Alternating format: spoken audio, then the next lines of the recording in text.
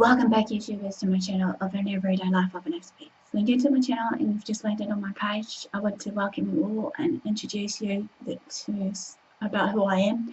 I'm Aspie. I'm all about creating mental health awareness and sharing my life stories, Aspergers Syndrome, and the like.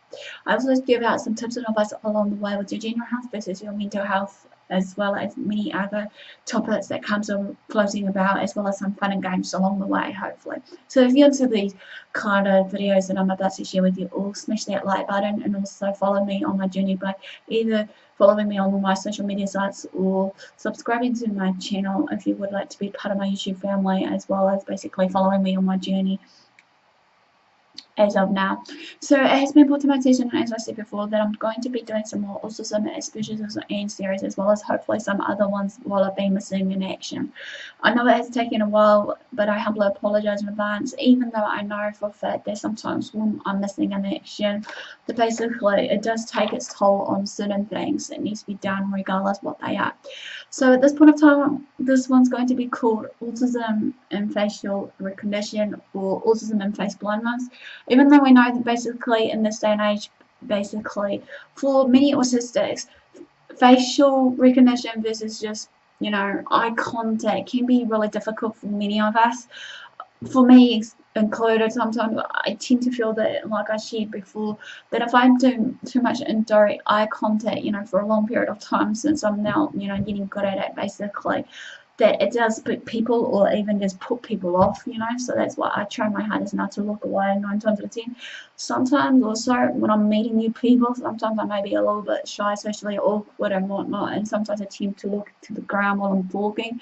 So please don't take offense into that when I'm doing this, because, you know, I just feel that at this point of time, that I may not know you well enough to maybe withhold a conversation or making that direct eye contact with you, but over time, given time and practice, it does work for me. However, okay, let's begin this anyways before running out of time.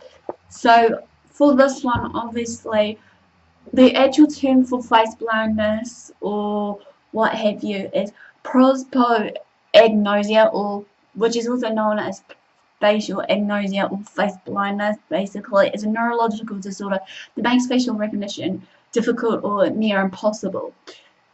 It's about 2/3 of autistic children and adults alone may have some degree of face blindness, however.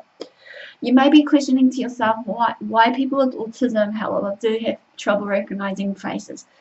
You know, we don't always see with our eyes, we see with our brains. How to say, all of us without autism, however, do however see with our brains.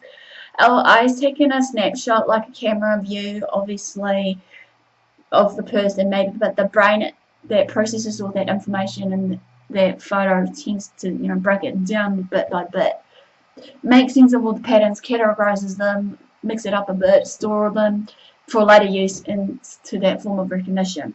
Some autistic children and adults may fail to recognize familiar faces, but will never fail to recognize a tree, cat, or the shapes of clouds. And the question you may be asking next along the way, why is this? I'm going to share right now the theories and causes of face blindness. A number of theories have arisen to answer this question. One theory is that autistics tend to be social, uninterested, and therefore doesn't care enough to remember the people around them.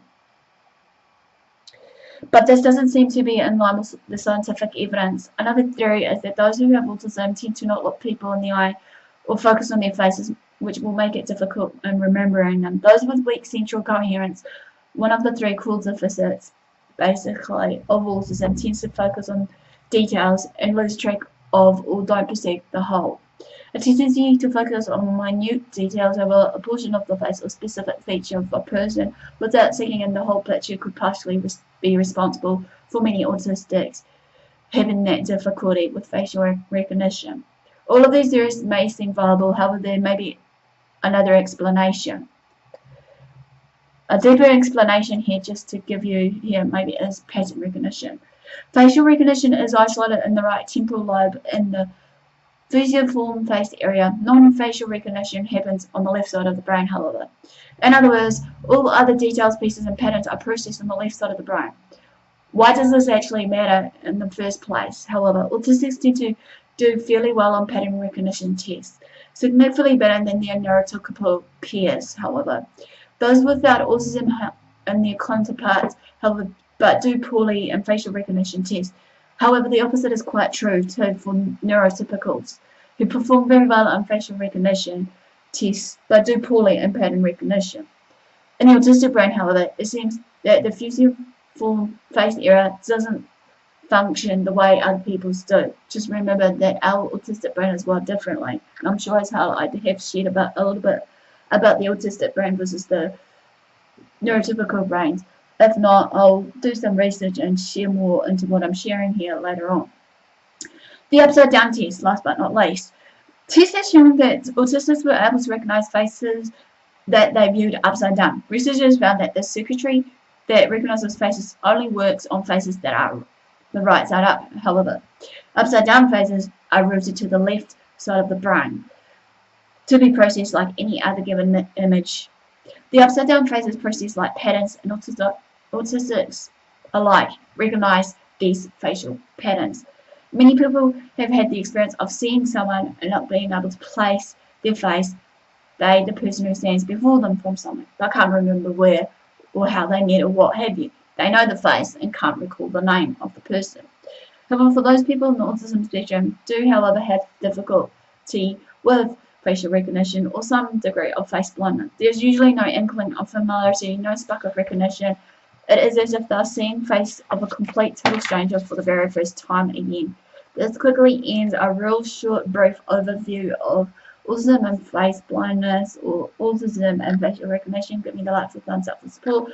Comment below. Feel free to follow me on my social media sites. Feel free to subscribe to my channel if you feel like to join me on this journey with me together, as well as getting to know me, as well as being part of the YouTube family. Feel free to follow me on my social media sites. Feel free to turn on the notification bells to keep up to date of what Aspie's up to. No further ado, guys. Basically, do what you love what you do. Until next time, Aspie signing out, and I'll see you all again soon. Ciao for now.